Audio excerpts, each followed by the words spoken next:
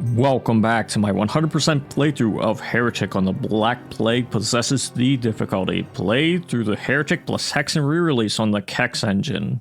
Today, we are beginning the second episode, Hell's Maw. And if you want to play along by doing all levels with a 1 start, remember to press tab and select this option. Otherwise, you could also use the level select. And make sure you set the difficulty to very hard. And you should be good to go. But anyways, we are starting with the first level of the second episode, which is the crater. Let's begin. Okay, so immediately, those who have played Heretic for the first time will be able to tell something is different here. However, we're just going to go along with it and start firing at some gargoyles, including that fire gargoyle and the regular ones. But of course, the fire gargoyles will be your main target.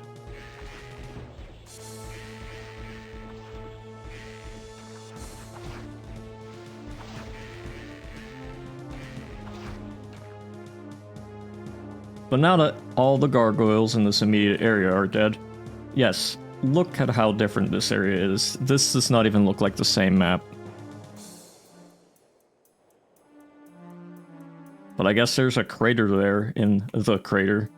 Anyways, out of all 3 locations, only one is accessible at this point. But whenever you go into it, you are immediately greeted by a new enemy. This is the Weredragon. And he fires projectiles that do a lot of damage. And in this re-release, that damage is very consistent, so keep your eyes peeled for them. Anyways, in here is the crossbow, but there's also a fire gargoyle. He was guarding this button, which, as you might have seen, opens this door up with more Weredragons. Now, the good thing about the crossbow changes is that you'll be able to tell exactly how many shots you may need if all the bolts hit. So let's go here, grab the Mystic Urn. And yes, we did wake up a few Weredragons deliberately. But typically these guys go down in 3 or 4 shots. Typically 3 if all your bow arrows hit. But sometimes 4 if you miss a few. Or if you're particularly unlucky. But yeah, these guys are basically just giant imps. And you can dodge their projectiles like so. But also, look at this wall. We're gonna hit scan Harry, the gargoyles in this area, or at least try to.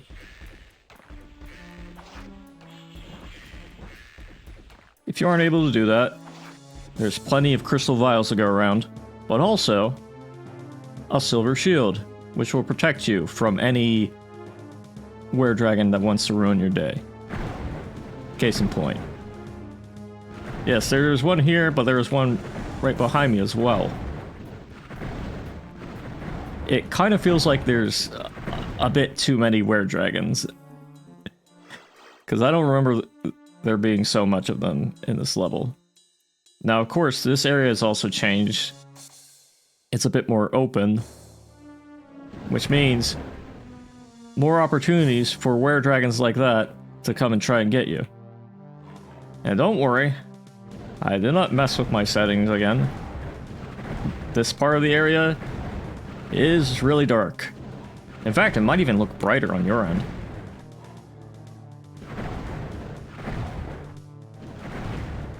But anyways, killing all of them gives you the satisfaction of killing all of them, and also a quiver in the dark. So, when you grab that, you should be good to go. Likewise, you want to grab the quartz flask if you need any extra health. Which you might not, because again, there's lots of crystal vials around, but if you do get hit by the Weredragons, they will do a lot of damage. Sometimes they will just tickle you, and other times they will make you bleed. It's kind of dependent on whether you have the silver shield on or not.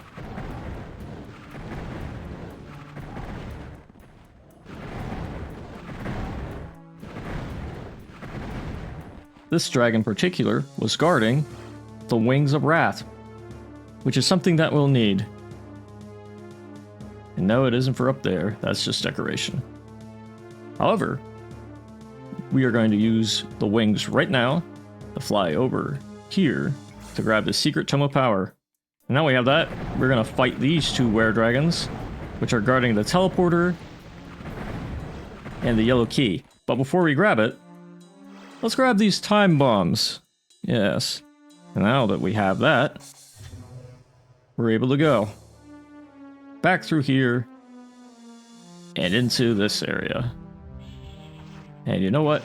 I think it's time to use the Tome of Power, because we're going to fly in and we're just going to delete everything that's in our immediate way.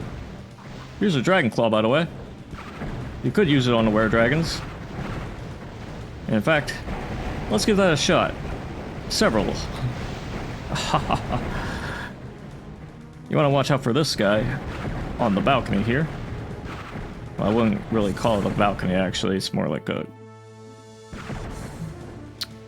I don't know.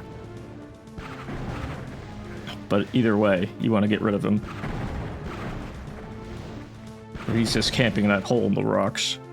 And also, you can go down here, and instead of teleporting you like it did in the original, the lava just raises up. But as you can see, we have a ton of Quartz Flask pickups. And if that isn't enough, we can get the green key. And if that is also not enough, here's a secret Mystic Urn.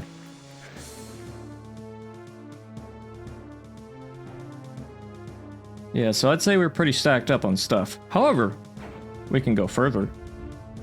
Because when you press that button, this part opens up, which allows you to get a new weapon, the Hell Staff. And I'm going to power it up just to show you how the powered version works and what might have changed. Okay, so this is different from the Wayfarer's Tome. It just zaps hit scan attack when you're at a certain distance, and it rains upon the enemies. Yes. And as you can see, we got all the kills, all the secrets. If you want to grab any extra items, feel free to do so. But if you're doing one starts, it won't matter. But that was the crater. And yeah, pretty interesting how they changed this particular level. The thing is, I'm probably wrong. This is part of that whole Mandela effect thing. It's been a while since I played the original crater, but I don't remember there being so many Weredragons here. I know there were quite a few of them, but I don't remember them being this high in quantity. Now, maybe it's because the Weredragons in this re-release with the new balance changes do more damage, so their presence is more known to me as a result, but it's still interesting nonetheless. It is quite odd how... No, it's probably not that odd. No, it's not that odd. But it definitely is different that they do that much extra damage. More consistently so than they did before. But I generally avoid taking damage from them this playthrough, as you might have seen. I think I got more damage from lava and fire gargoyles. Well, I can't complain. But yeah, your best bet is taking it slow around the Weredragons in this area, because you don't get access to the best weapons ever at the start, especially when you're fighting the first Weredragon with your Elven Wand. Things might be a little time consuming at first, but your Elven Wand's still pretty good against most enemies, including the Weredragon. It just takes time. But anyways, we are done with the crater. Stay tuned for the next video where we go into the lava pits, but until then, I'll see you when I see ya, so see ya.